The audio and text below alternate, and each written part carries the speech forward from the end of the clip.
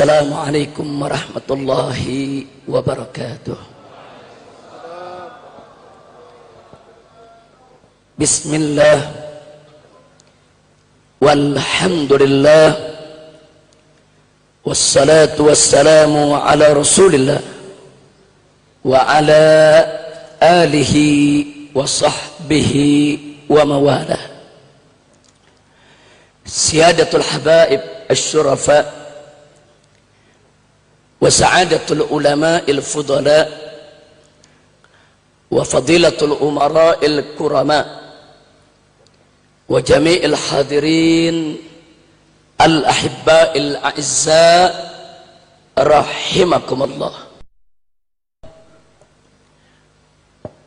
Penghormatan dengan penuh rasa mahabbah dan rasa cinta kita sampaikan kepada para ulama, begitu juga kepada para umara, wabil khusus kepada sahibul bait, orang tua kita semua yang sama kita cintai dan sama kita hormati, dan semoga senantiasa dimuliakan oleh Allah Subhanahu wa taala, yaitu al-muhtaramul mukarram Ayahanda Kemas Haji Abdul Halim hafizahullahu taala wa ra'ah, famatanallahu bituli hayatih, amin ya rabbal alamin. Satu kebahagiaan bagi kita semua pada malam hari ini, kita dikumpulkan oleh Allah Subhanahu wa taala dengan wasilah daripada Ayahanda Kemas Haji Abdul Halim. Kita bisa berkumpul dengan para habaib, para alim ulama.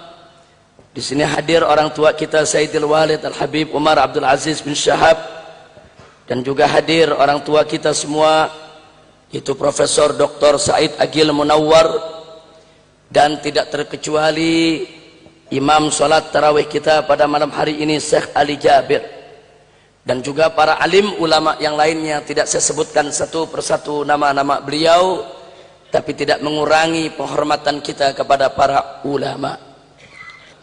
Nahibail kiram, kita sama tahu pada malam hari ini alhamdulillah kita masih ada di bulan yang penuh rahmat dan barakah, yaitu bulan Ramadan yang mulia.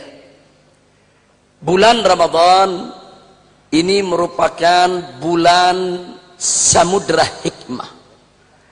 Ini bulan yang merupakan lautan daripada keberkahan yang dilimpahkan oleh Allah Subhanahu wa taala kepada hamba-hambanya yang beriman.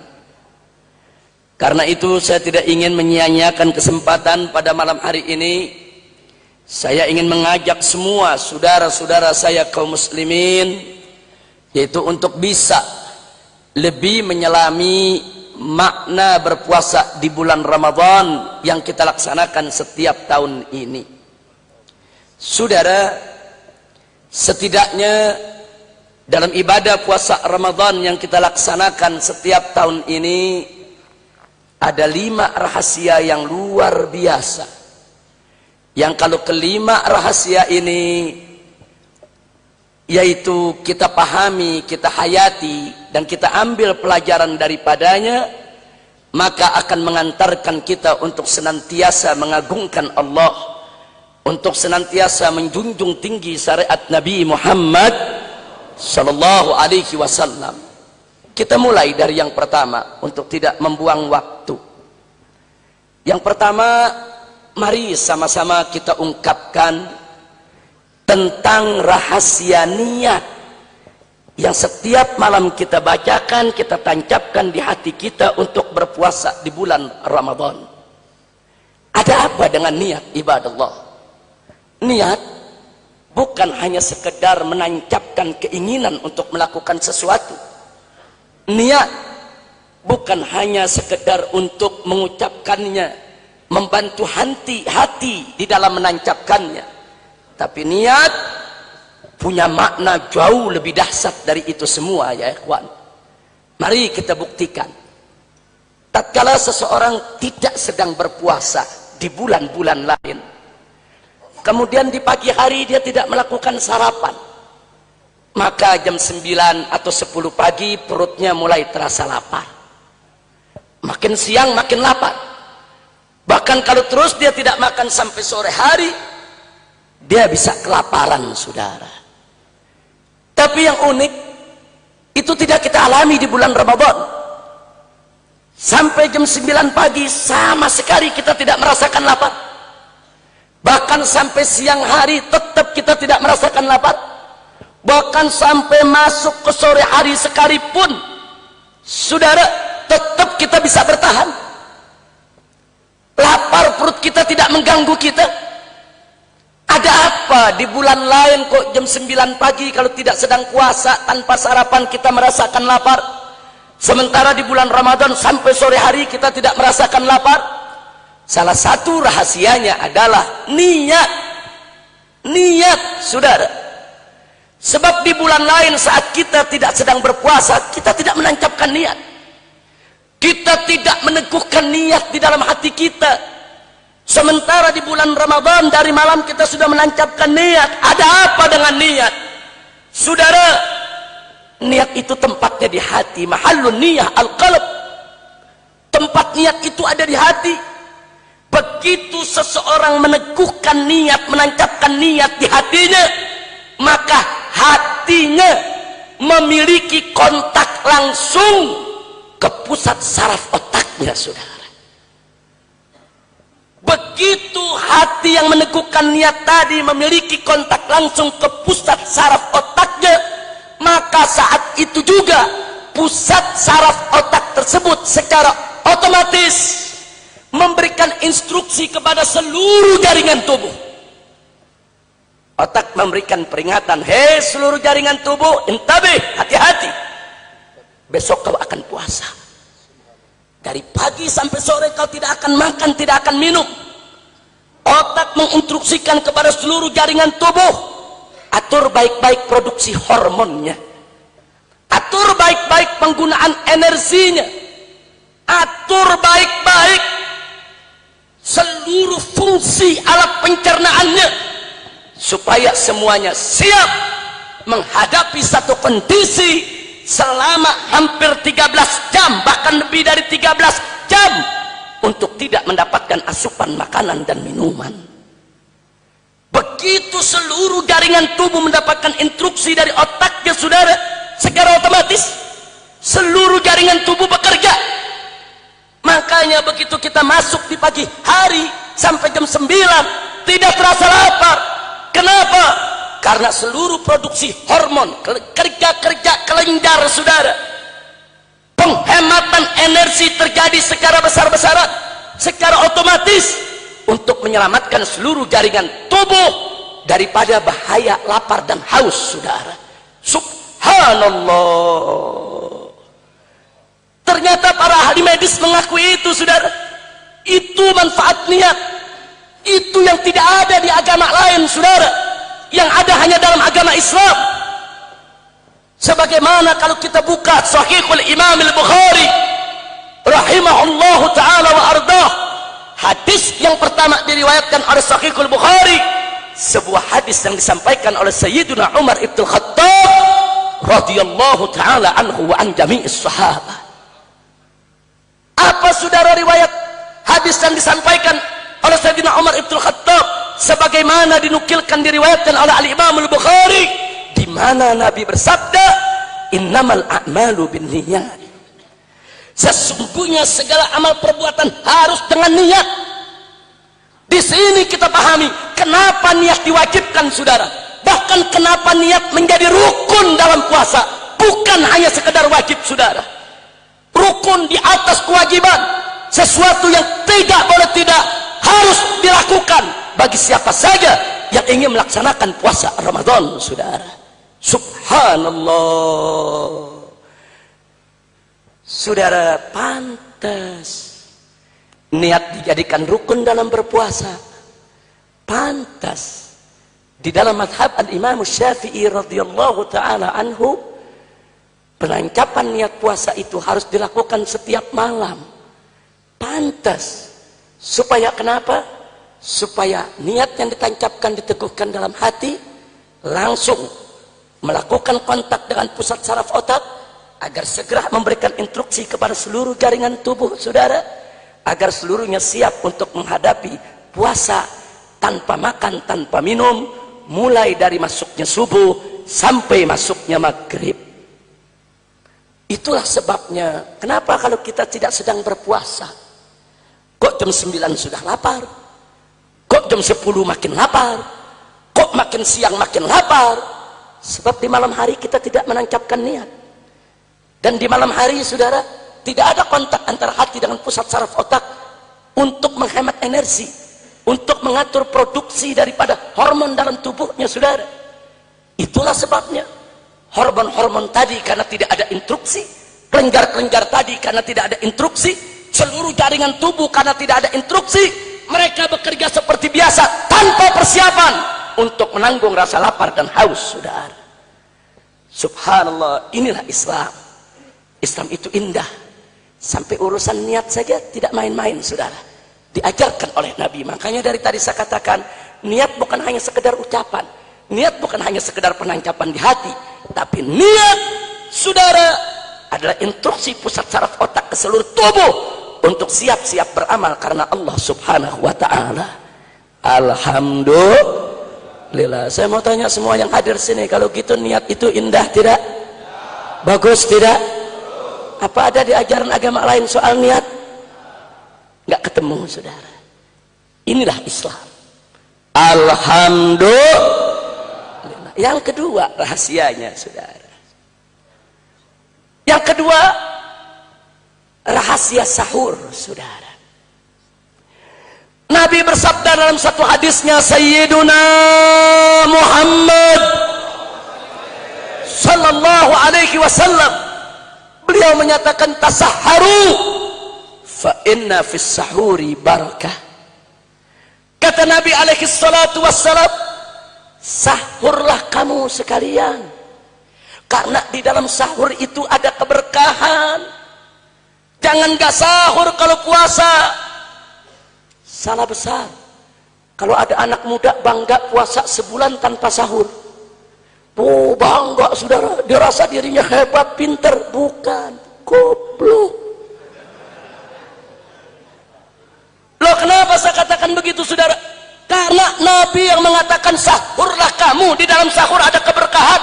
Berarti orang yang dengan sengaja tidak melaksanakan sahur, dia tidak mengejar keberkahan. Sepertinya dirinya tidak butuh keberkahan saudara. Inna fis sahuri barakah. Di dalam sahur itu ada keberkahan. Bahkan semakin berkah manakala sahur itu lebih diakhirkan saudara. Nabi yang menganjurkan. Ada apa Nabi menganjurkan alaihi salatu wassalam supaya sahur itu diakhirkan? Saudara, ini menjadi satu isyarat pelajaran buat kita bahwa berpuasa di bulan Ramadan bukan untuk berlapar-laparan, bukan untuk berlemah-lemahan, bukan untuk berlesu-lesuan yang mengantarkan kepada bermalas-malasan yang akibatnya menghilangkan produktivitas. Tidak saudara. Kenapa kita dianjurkan oleh Nabi sahur lebih akhir, lebih bagus? Supaya manakala kita berpuasa di siang hari, produktivitas kita tidak hilang saudara, supaya kita tetap energik, supaya kita tetap bisa berkarya, supaya kita tetap bisa melakukan aktivitas, melakukan kegiatan, bukan lesu-lesuan, bukan lemah-lemahan, bukan lemes-lemesan, bukan bermalas-malasan, bukan.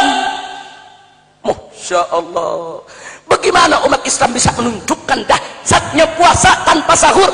Begitu dia tidak laksanakan sahur saudara, maka akibatnya di siang hari dia akan lesu, di siang hari dia akan lemes, di siang hari akhirnya dia bermalas-malasan, pergi kerja ke kantor udah lemes saudara, sholat zuhur izin sholat, habis sholat tidur, dia korupsi jam kantornya saudara, alasannya puasa.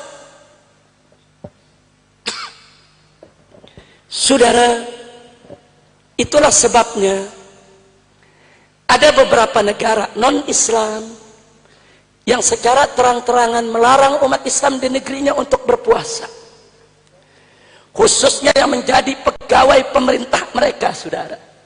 Kenapa itu terjadi saudara? Sebelum kita mengkritisi umat agama lain yang melarang puasa, saudara, kita mesti introspeksi diri. Ada apa dengan kita? Karena mereka menilai puasanya umat Islam itu menghambat produktivitas. Gara-gara puasa dia jadi lemes, gara-gara lemes dia jadi malas, gara-gara malas dia jadi tidak produktif, gara-gara tidak produktif akhirnya perusahaan dirugikan, saudara. Tuduhan ini tidak akan terjadi kalau umat Islam berpuasa sebagaimana ajaran Nabi. Kalau mereka tidak berlemes-lemesan, mereka tidak bermalas-malasan, tetap produktif. Lalu bagaimana caranya supaya mereka tetap produktif, supaya mereka tidak lemes, tidak malas? Caranya jangan tinggalkan sahur, saudara. Subhanallah. Jadi jangan main-main dengan sahur, saudara. Jadi kita disuruh berpuasa bukan untuk berlapar-laparan, berlemes-lemesan, bermalas-malasan, tidak produktif, bukan. Tunjukkan kepada dunia, walaupun kita berpuasa, kita tetap energik, kita tetap bisa berkarya, kita tetap bisa bekerja, kita tetap produktif. Bahkan tunjukkan kalau perlu di bulan puasa produktivitas kita lebih tinggi dibandingkan bulan lain, saudara. Itu bisa terjadi kalau kita laksanakan sahur sebagaimana diajarkan Nabi. Pantas Nabi mengatakan, tasahharu fa inna fis sahuri barakah. Nah, maka itu saya mau tanya sekali lagi kepada semua yang hadir, kalau gitu sahur indah tidak? Sahur indah tidak? Nah, kalau begitu saya mau tanya, jadi kalau ada anak muda yang bangga, saudara, puasa Ramadan tanpa sahur, jujur itu salah kaprah tidak? Salah kaprah, saudara. Jangan. Bahkan itu bisa berbahaya bagi kesehatan dia, saudara. Saudara, kalau orang tidak sahur, apalagi jam 10 malam sudah tidur, begitu bangun sudah subuh, saudara, itu sama juga dia berpuasa over waktu, saudara. Mestinya berpuasa hanya 13 jam atau 13,5 jam, gara-gara dia tidak sahur, nambah dari jam 10 malam sampai masuk subuh dia berpuasa, saudara. 6 jam lebih dia tambah, itu lambungnya bisa rusak, itu alat pencernaannya bisa terganggu, saudara. Pantas Nabi mengatakan, inna fis sahuri barakah. Jangan main-main dengan sahur, saudara. Alhamdulillah.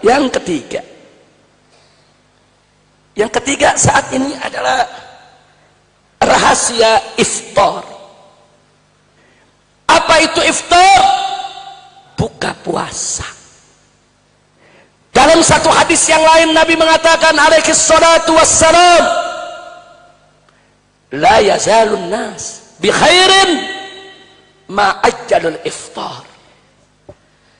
Yaitu umatku ini akan selalu berada dalam kebaikan selama mereka menyegerakan berbuka. Nabi yang ngajarin berbuka jangan ditunda-tunda, saudara. Begitu masuk waktu maghrib segera berbuka. Buka. Nabi mengatakan selama umatku menyegerakan berbuka, kebaikan akan selalu menyertai mereka, saudara. Subhanallah. Kenapa harus disegerakan, saudara? Karena kalau berbuka puasa tidak disegerakan, berarti kita memperpanjang waktu lambung tidak mendapatkan asupan makanan dan minuman, saudara. Berarti kalau kita menunda berbuka puasa kita, berarti kita memperpanjang, saudara, jaringan-jaringan tubuh kita untuk menahan lapar dan haus yang sudah melebihi daripada kemampuannya, saudara. Subhanallah. Jadi dibatasi cukup. Kalau udah maghrib, buka. Nah, sekarang kita tanya, bagaimana cara buka Nabi, saudara? Alaihi salatu wassalam. Pertama, Nabi menyegerakan berbuka. Kenapa disegerakan? Supaya alat pencernaan tidak lebih panjang lagi bekerja untuk menahan lapar dan haus, agar kesehatannya terjamin. Yang kedua, di dalam berbuka Nabi tidak lupa membaca basmalah dan doa. Kenapa basmalah tidak boleh dilupakan, saudara? Nabi mengatakan dalam hadis yang lain, kullu amrin tibalin la yubda'u fihi bi bismillahirrahmanirrahim fahuwa aqta. Segala urusan yang punya arti, punya makna, kalau tidak dimulai dengan bismillahirrahmanirrahim, maka dia terputus daripada keberkahan. Jangan sekali-kali berbuka puasa tanpa basmalah. Begitu juga tanpa doa. Nabi ajarkan doanya, Allahumma laka sumtu wa bika amantu wa ala rizqika aftartu, dan seterusnya. Saudara, baca yang diajarkan Nabi. Kenapa saudara? Karena ad-du'a silahul mu'min. Doa itu adalah senjatanya orang yang beriman. Ad-du'a mukhul ibadah. Doa itu adalah otak sumsum intisari ibadah. La yurdul qada illa doa. Tidak ada yang menolak qada kecuali doa, saudara. Doa. Jangan main-main dengan doa, saudara. Itu cara buka Nabi. Yang tidak kalah menariknya yang ketiga, Nabi buka dengan buah kurma. 1 butir atau 3 butir. Kemudian beliau dorong dengan air putih, saudara. Ada apa dengan kurma? Ada apa dengan air putih, saudara? Dan lebih menariknya lagi, setelah Nabi buka, puasanya dibatalkan dengan kurma dan air putih, Nabi tidak langsung makan makanan yang berat, saudara. Beliau sholat maghrib terlebih dahulu dengan zikirnya. Setelah sholat maghrib dengan zikirnya, baru beliau mulai makan makanan yang berat, saudara. Baru beliau makan roti, baru makan daging, baru makan yang lainnya. Kenapa? Ada apa, saudara? Ternyata setelah diselidiki oleh para ahli medis dunia, yang muslim maupun non muslim, saudara, manakala seseorang berpuasa dari pagi sampai sore, lambung tidak mendapatkan asupan makanan dan minuman, lambung mengalami pengerutan, saudara. Bukan itu saja, jalan-jalan darah mulai menyempit, saudara. Bukan itu saja, organ-organ pencernaan, saudara, itu saudara semuanya mengalami gangguan. Sehingga kalau kita ingin meminta organ pencernaan tadi untuk mencerna makanan yang berat, tidak boleh dikagetkan, saudara. Mesti dirangsang dulu. Kalau mobil lama nggak dipanasin, kita mau ajak jalan, nggak bisa begitu starter langsung bawa jalan, saudara. Starter dulu, angetin dulu mesinnya, angetin beberapa menit, 5 menit, 7 menit, habis itu baru bawa jalan berat, saudara. Sama, lambung manusia tidak beda, saudara. 13 jam lebih dia tidak mendapatkan asupan makanan, asupan minuman, dia mengalami pengerutan, saudara. Terjadi penyempitan di mana-mana. Tidak boleh dikejutkan, mesti dirangsang dulu, saudara. Dirangsang. Hei lambung, sebentar lagi kau akan makan berat, kau akan makan nasi, kau akan makan daging, kau akan makan segala makanan berat. Dirangsang dulu. Ayo siap-siap untuk makan berat. Bagaimana untuk merangsang lambung, saudara? Ternyata para ahli medis sepakat, cara merangsang lambung yang lama tidak dapat asupan makanan dan minuman, yang paling utama, yang paling tepat, saudara, adalah dahulukan makan yang manis. Bukan sembarang manis, manis yang mengandung glukosa yang tinggi. Bukan sembarang glukosa, glukosa yang ada di buah kurma, saudara. Subhanallah. Begitu seseorang yang berpuasa memakan kurma, saudara, masuk ke dalam lambungnya, saudara, itu yang namanya glukosa adalah satu zat yang paling gampang dan paling mudah diserap oleh lambung, saudara. Dibandingkan zat-zat yang lainnya, lambung akan serap itu, saudara. Lalu untuk apa air putihnya? Air putihnya untuk mempercepat sirkulasi agar glukosa tadi segera mengalir ke seluruh jaringan darah yang ada di tubuh, termasuk sampai ke jaringan otak sekalipun, saudara. Subhanallah. Saudara, merangsang lambung supaya siap mencerna makanan yang berat itu perlu waktu antara 5 sampai 10 menit, saudara.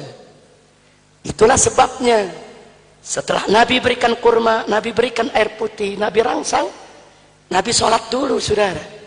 Saya mau tanya, kalau kita sholat maghrib dengan zikir yang singkat, ada 10 menit? Cukup waktu 10 menit, saudara. Jadi Nabi melaksanakan sholat maghrib, Nabi melaksanakan zikir setelah maghrib, saudara. Di dalamnya terdapat hikmah. Beliau memberikan waktu kepada lambungnya, saudara, untuk berinteraksi dengan asupan glukosa yang berada dalam korma, untuk mensirkulasikan glukosa dengan bantuan air putih, supaya seluruh organ pencernaan menjadi normal, siap untuk menerima makanan yang berat, saudara. Subhanallah. Dan satu lagi tambahan, kenapa harus sholat? Kenapa nggak diam saja tunggu 10 menit? Karena dalam sholat ada gerakan, saudara. Gerakan ruku, i'tidal, sujud, duduk, itu lebih mempercepat sirkulasi. Dan yang dahsyatnya adalah sujud, saudara. Begitu sujud, saudara, itu pompa darah jantung ke otak deras, saudara. Deras. Makanya hati-hati orang yang nggak pernah sujud kepada Allah. Hati-hati kena stroke. Hati-hati, saudara. Kalau ada yang tanya apa obat stroke yang paling mujarab, sholat. Kalau dia sujud, saudara, sujud kepada Allah 5 waktu dalam 17 rakaatnya, 17 kali sujud, tidak ada posisi yang paling hebat untuk memompa darah disalurkan ke seluruh jaringan otak kecuali sujud. Subhanallah. Pantes Nabi habis makan korma, dorong air putih, sujud dulu kepada Allah. Sujud, selesai 10 menit sholat, baru Nabi makan makanan yang berat. Kenapa? Saat itu lambung sudah siap menerima makanan berat. Saat itu lambung sudah siap. Mau dikasih makanan yang bagaimana dia siap, saudara. Mau dikasih kolak, asinan, air es, saudara, siap. Tapi coba-coba begitu azan langsung air es 2 gelas. Iya, jangan-jangan orang Palembang begitu azan langsung micuko, nggak pakai korma lagi, saudara. Wah, kacau itu lambung, saudara, kena micuko. Tapi kalau udah kena korma nggak apa-apa. Habis korma, sholat, rapi, makan micuko. Saya juga senang micuko, saudara. Alhamdulillah. Saya tanya, kalau begitu cara berbuka Nabi indah tidak? Bagus tidak? Penuh hikmah tidak? Luar biasa tidak? Sallu ala nabi, udhkurus salatu ala nabi. Masya Allah. Jadi nggak main-main, saudara. Ada yang ngelapor, Habib, saya puasa di bulan Ramadan, habis bulan puasa kena sakit mah. Kata Nabi puasa sehat, tapi saya kena sakit, Bah Habib. Kita tanya, ente puasanya sahur gak? Enggak. Terus buka puasanya pakai apa? Pakai asinan. Ya pantas aja. Untung gak mati ente sekalian. Kira-kira jelas tidak? Jelas tidak? Jadi ternyata saudara, berbuka puasanya Nabi itu penuh rahasia tidak? Takbir. Sallu ala nabi. Makanya jangan ragu kalau menjadikan Nabi sebagai suri tauladan. Jadi ustadz, jadikan Nabi sebagai contoh. Jadi pejabat, jadikan Nabi sebagai contoh. Jadi tentara, jadikan Nabi sebagai contoh. Jadi polisi, jadikan Nabi sebagai contoh. Jadi pedagang, jadikan Nabi sebagai contoh. Kalau Nabi sebagai contoh dalam kehidupannya, saudara, dalam segala hal, jangan terpengaruh dengan pemikiran liberal, pemikiran pluralisme, sekularisme, saudara. Jangan terpengaruh dengan itu semua, saudara. Sampai-sampai para sahabat pernah mengatakan, qad allamana Rasulullah sallallahu alaihi wasallam kulla syai'in hatta al-hara'a. Masya Allah. Dulu Nabi mengajarkan kepada kami para sahabat tentang segala sesuatu, sampai urusan jamban kami diajarkan. Apa maksud urusan jamban? Masuk ke WC Nabi ajarin. Mau masuk ke dalam WC di luar baca doa apa? cara masuk ke WC, kaki apa dulu yang mesti didahulukan? Begitu di dalam WC, apa yang boleh dikerjakan, apa yang nggak boleh dikerjakan? Bahkan bagaimana cara buang air besar, bagaimana cara buang air kecil, dicontohkan Nabi. Bukan itu saja, sampai istinjaknya, cepoknya diajarkan Nabi, saudara. Subhanallah. Setelah itu semua selesai, bagaimana cara keluar dari WC, Nabi ajarin. Kaki mana dulu didahulukan, saudara. Setelah sampai di luar WC, doa apa yang harus dibaca? Sahabat mengatakan, kami diajarkan tentang segala sesuatu, sampai urusan jamban kami diajarkan. Saudara, kalau urusan jamban saja diajarkan oleh Nabi, bagaimana urusan berumah tangga, bagaimana urusan bermasyarakat, bagaimana urusan berekonomi, bagaimana urusan berbangsa dan bernegara? Omong kosong. Kalau ada orang mengatakan sholat contoh Nabi, puasa contoh Nabi, zakat contoh Nabi, haji contoh Nabi, ekonomi nggak usah ikut Nabi, berbisnis nggak usah ikut Nabi, atur negara nggak usah ikut Nabi, omong kosong. Itu seperti itu namanya pemikiran sekuler. Alhamdulillah negara kita bukan negara sekuler. Alhamdulillah. Bersyukurnya jangan ragu-ragu. Alhamdulillah. Cuman kadang-kadang saya bingung. Kalau ditanya orang, Habib, Indonesia negara apa? Negara Islam bukan. Negara sekuler bukan. Negara kafir bukan. Ya negara bukan. Ya, tapi mudah-mudahan ke depan nilai-nilai Islam makin ditegakkan di negeri kita. Mudah-mudahan siar-siar Islam makin tumbuh di negeri kita. Seperti yang tadi diceritakan oleh Pak Alex Nurdin, bagaimana beliau ingin tunjukkan siar Islam di Palembang ini. Alhamdulillah. Mudah-mudahan insya Allah Palembang ini bisa menjadi lokomotif daripada kejayaan Islam yang ada di negara Republik Indonesia. Amin ya rabbal alamin. Baik, udah berapa barusan rahasianya? Sekarang yang keempat. Dalam satu hadis lagi, Nabi kita Sayyiduna Muhammad sallallahu alaihi wa alihi wa sahbihi wa sallama tasliman katsira, di mana Nabi menyatakan, atau kama qala Nabi sallallahu alaihi wasallam, sumu tasihhu. Luar biasa, saudara. Kata Nabi, sumu tasihhu, puasalah kalian semua kayak umat Islam, niscaya kamu akan sehat. Ini sabda Nabi, saudara. Wa ma yantiqu 'anil hawa in huwa illa wahyu yuha. Nabi tidak mengucapkan apa-apa yang diucapkan dari hawa nafsunya, tapi apa-apa yang beliau ucapkan adalah merupakan wahyu yang diwahyukan oleh Allah kepadanya. Alhamdulillah. Sumu, kata Nabi, tasihu, puasalah kamu niscaya kamu sehat.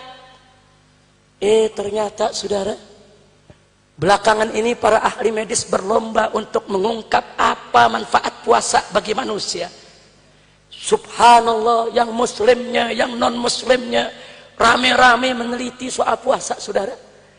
Akhirnya, saudara, dalam beberapa konferensi internasional, dalam sejumlah seminar-seminar, muktamar internasional, sudah disimpulkan, ternyata puasa itu satu, saudara, itu bisa menjaga keseimbangan kolesterol.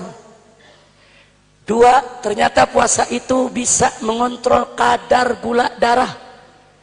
Tiga, saudara, ternyata puasa itu, saudara, bisa menjaga stamina kesehatan ginjal, saudara.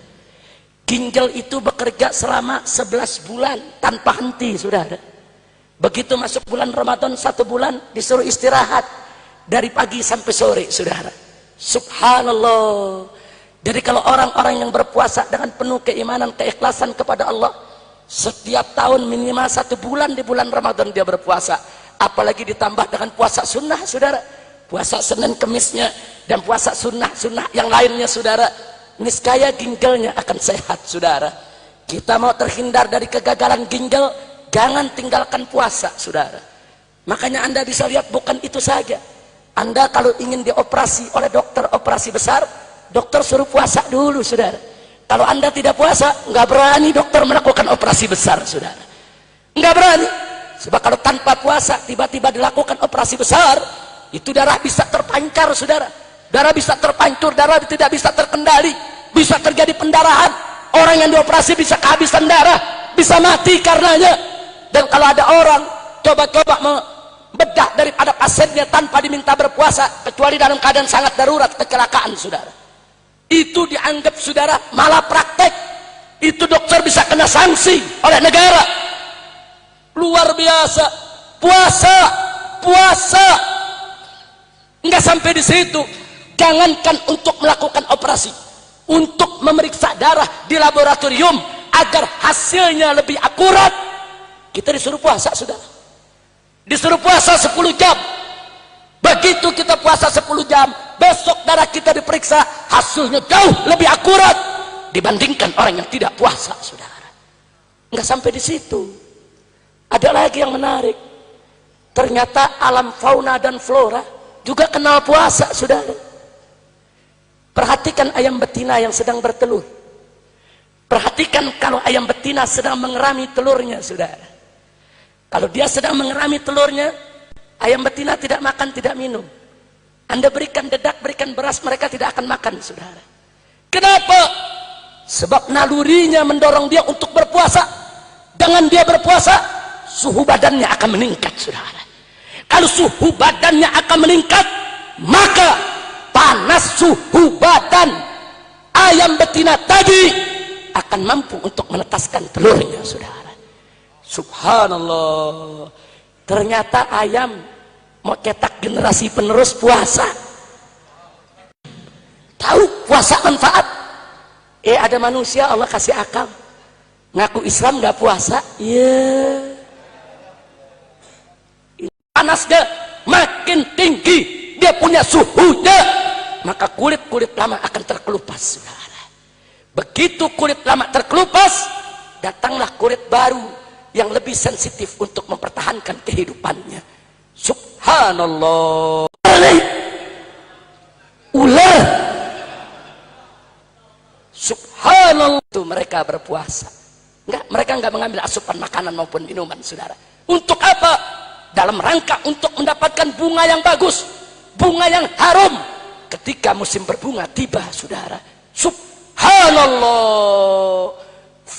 Flora dan fauna, saudara, puasa dapat manfaat dari puasa. Makanya jangan kaget kalau para ahli medis menyelidiki ada apa dengan puasa. Dan yang menariknya lagi, ternyata kali ini ditemukan oleh para ahli medis, saudara, puasa mampu untuk memperlambat pengeriputan kulit, saudara. Masya Allah. Orang yang rajin puasa, bukan hanya bulan Ramadan, ditambah lagi dengan puasa-puasa sunnah, mengeriputnya kulit lambat, saudara. Tapi yang malas puasa 40 tahun udah pada keriput. Tapi coba kalau yang rajin puasa, rajin ibadah, rajin berwudu, saudara, kulitnya tetap kenceng.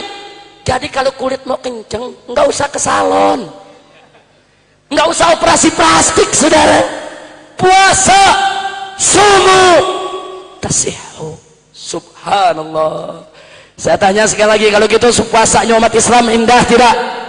Bagus tidak? Manfaat tidak? Bangga tidak jadi orang Islam? Bersyukur tidak jadi orang Islam? Alhamdulillahi Rabbil Alamin. Yang terakhir, yang keberapa? Kelima, saudara. Dengan puasa Allah mendidik kita semua untuk ikut merasakan langsung secara praktek, bukan lagi teori, bagaimana perihnya perut saat lapar dan bagaimana panas keringnya tenggorokan saat haus, saudara. Allah didik kita bukan sehari 2 hari, tapi sebulan, setiap tahun. Bukan hanya setahun, kemudian tahun depan tidak. Setiap tahun. Setiap tahun selama 1 bulan, terus kita dididik. Ini rasakan laparnya perut ketika, yaitu perihnya perut ketika lapar, panasnya tenggorokan ketika haus. Terus kita dididik. Ada apa? saudara, tidak lain dan tidak bukan adalah untuk kita menginsafi dan menyadari betapa perihnya perut saudara-saudara kita yang kelaparan, betapa panas dan keringnya tenggorokan saudara-saudara kita yang kehausan. Saudara, kalau kita puasa enak, diawali dengan sahur, begitu berbuka kita yang dinantikan dengan apa? Aneka kenikmatan makanan, saudara. Enggak seberapa perihnya perut kita, enggak seberapa keringnya tenggorokan kita. Kenapa? Diawali dengan sahur. Kelaparan saudara-saudara kita yang melarat, saudara-saudara kita yang kehausan. Gimana nasib mereka kalau umat Islam tidak peduli? Ada seorang syekh di Timur Tengah, tatkala sedang mengisi acara di sebuah stasiun televisi, kemudian dilakukan tanya jawab. Kemudian seorang wartawan merekam pertanyaan seorang muslim yang kering kerontang, kurus kering kerontang, kelaparan di Somalia, saudara. Kulit hanya tinggal membalut tulang. Tulang-tulang mukanya semua kelihatan, saudara, mata sudah celok. Kemudian lewat rekaman itu, dia bertanya ini orang yang kering kerontang kepada syekh yang ada di televisi, saudara. Apa pertanyaannya? Syekh, bagaimana puasa saya? Diterima tidak oleh Allah? Karena puasa saya tanpa sahur dan tanpa buka. Itu syekh yang mendengar nangis, saudara, terseduh-seduh di layar TV. Jadi saudara, puasa itu mengajarkan saudara, rasakan dong perihnya perut saudara kita, jangan dibiarkan, saudara. Maka itu saya bersyukur di Palembang ini ada tokoh seperti Bapak Kemas Haji Abdul Halim, saudara, yang bukan hanya bulan Ramadan, di bulan-bulan lain punya perhatian luar biasa kepada ulama, kepada pesantren, kepada masjid, kepada musola, kepada fakir miskin. Dan ini harus menjadi karakter masyarakat Palembang, saudara. Bukan hanya Kemas Haji Abdul Halim, tapi seluruh muslim Palembang. Itu makna puasa, saudara. Makanya Nabi bersabda dalam satu hadis, saudara, al-mu'minu lil mu'mini kal bunyan yashuddu ba'duhu ba'da. Orang beriman yang satu dengan orang beriman yang lainnya bagaikan bangunan yang tiang-tiangnya saling menopang, saudara. Artinya saling menopang, saudara, satu sama lainnya saling bantu membantu, tolong menolong. Enggak sampai di situ, dalam hadis lain Nabi mengatakan mathalul mu'minin fi tawadduhim wa tarahumihim wa ta'atufihim fihim kamathalil jasadil wahid idza ishtaka minhu udwun tada'a lahu sa'irul jasadi bis-sahri wal humma. Sadaqan Nabi sallallahu alaihi wasallam. Qad addal amanah wa nasaha al ummah wa ballagha risalah. Saudara, apa kata Nabi? Mathalul mu'minin, perumpamaannya orang yang beriman, fi tawadihim wa tarahumihim wa ta'atufihim, di dalam kasih sayang sesama mereka, di dalam pergaulan persatuan sesama mereka, kamathalil jasadil wahid, bagaikan tubuh yang satu. Bagaimana tubuh yang satu itu, saudara? Satu sama lainnya saling peduli. Idza staka minhu udwun, kalau salah satu anggota tubuh menjerit kesakitan karena suatu penderitaan, tada'a lahu sa'irul jasad, seluruh tubuh ikut peduli. Bahkan bis-sahari wal humma, sampai seluruh tubuh ikut begadang, saudara, ikut meriang akibat bagian tubuh yang sakit tadi, saudara. Ini perumpamaan yang luar biasa. Saya mau tanya masyarakat Palembang, kalau ada bisul di tangan kita, apa orang Palembang bilang bisul? Sama. Baik, saudara, kalau ada bisul di tangan, bengkak, merah, ngebat, saudara, biasanya kepala ikut pusing tidak?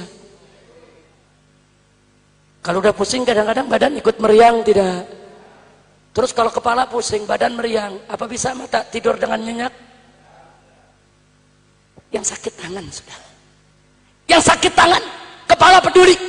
Yang sakit tangan, dari ujung kaki sampai ujung rambut kita peduli, ikut meriang semua. Yang sakit tangan, saudara, mata peduli, nggak bisa tidur, saking bersatunya tubuh kita. Begitu Nabi memberikan perumpamaan orang yang beriman. Artinya kalau kita mendapatkan saudara muslim kita kelaparan, saudara, itu bagian tubuh kita. Laparnya mereka harus menjadi kepedulian kita, keprihatinan kita. Mereka yang kaya, mereka yang punya harta, mereka yang mampu, wajib turun selamatkan mereka dari jurang kemiskinannya, saudara. Begitu juga kalau kita lihat ada saudara kita yang bodoh, nggak punya ilmu, nggak tahu mana halal mana haram, nggak tahu bagaimana cara wudhu, bagaimana cara sholat, dia nggak punya ilmu, dia bodoh. Itu bagian tubuh kita, saudara. Penderitaan dia harus jadi penderitaan kita, sedihnya dia harus jadi sedihnya kita. Sehingga para ulama yang punya ilmu, para juru dakwah, wajib turun, didik mereka, ajarkan mereka, selamatkan mereka dari jurang kebodohan. Itu yang namanya persaudaraan Islam, saudara. Kita kalau ngomong persaudaraan Islam gampang, mari kita bersaudara, mari kita bersatu. Ujung-ujungnya bersatu dalam korupsi. Kan kacau balau, saudara. Kalau kita bicara, mari kita bersatu, mari kita bersaudara, ya, bersatu dalam iman, bersatu dalam Islam, bersatu dalam ihsan. Selamatkan saudara kita yang miskin, saudara kita yang bodoh, agar penderitaan mereka bisa kita lengkapkan bersama, insya. Begitu juga yang terakhir, saudara. Kalau kita lihat ada saudara kita yang maksiat, saudara kita yang berjudi, saudara kita yang melacur, saudara kita yang berzina, saudara kita yang melakukan aneka ragam kemunkaran dan kemaksiatan, itu saudara kita, saudara. Itu saudara kita. Jangan biarkan mereka berbuat munkar, sebab kemunkaran yang mereka lakukan itu sedang menuntun mereka ke murka Allah, ke neraka jahanam, saudara. Itu saudara kita, bagian tubuh kita. Jangan biarkan dia masuk neraka, jangan biarkan dia dapat murka Allah. Nggak boleh kita diam, saudara. Makanya Nabi bersabda dalam satu hadis, apa kata beliau? Unsur akhaka zaliman aw madluman. Kata Nabi, tolong saudaramu, baik dia itu zalim maupun dizalimi. Kemudian sahabat bertanya, ya Rasulullah, nansuruhu in kana madluman. Tentu kita tolong dia. Ya. Apa kata Nabi?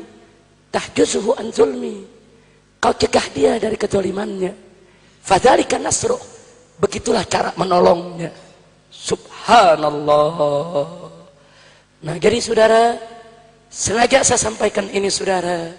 Jadi kalau Anda melihat saudara-saudara Anda sedang melakukan nahi munkar kepada orang-orang yang berbuat maksiat kemunkaran, bukan karena benci kepada orang-orang tadi, tapi justru karena cinta kepada mereka, jangan sampai mereka mengantarkan kepada murka Allah.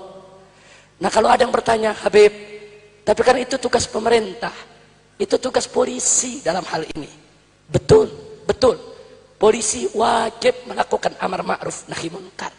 Manakala polisi melakukan amar ma'ruf nahi munkar, wajib kita dukung polisi, wajib kita bantu mereka. Tapi jangan lupa, polisi sama seperti kita manusia juga. Ada yang baik, ada yang buruk, saudara. Manakala kita mendapatkan jenderal-jenderal yang baik, saudara, luar biasa. Mereka akan instruksikan sampai ke bawah untuk berbuat baik. Kita bisa tidur nyenyak, saudara.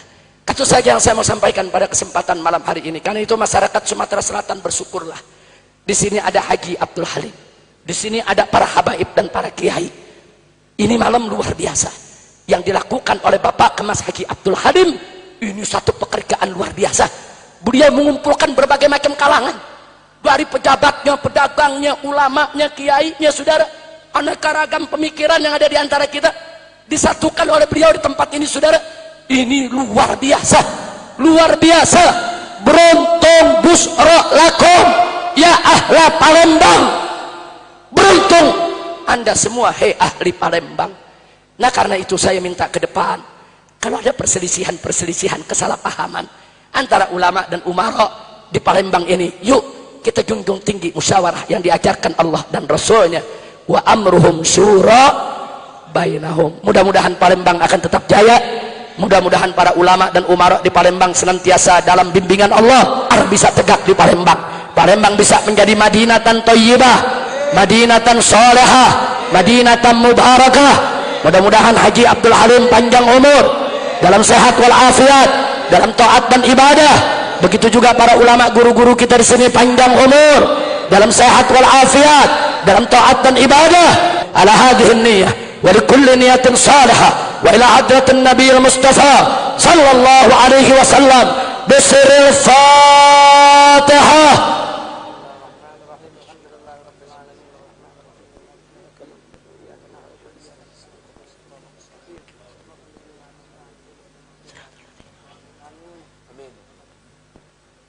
Taqabbalallahu minkum minna wa minkum taqabbal ya karim. Saudara, sebelum saya tutup dengan salam, terus terang malam ini menjadi malam istimewa buat saya, karena biasanya setiap Ramadan saya tidak pernah keluar rumah. 1 bulan penuh saya berada di rumah. Dan apalagi saat ini saya sudah tinggal di gunung, mesti lewat hutan. Saya tidak ada keinginan untuk turun dari gunung selama Ramadan. Tapi kenapa malam ini kok saya bisa hadir di sini?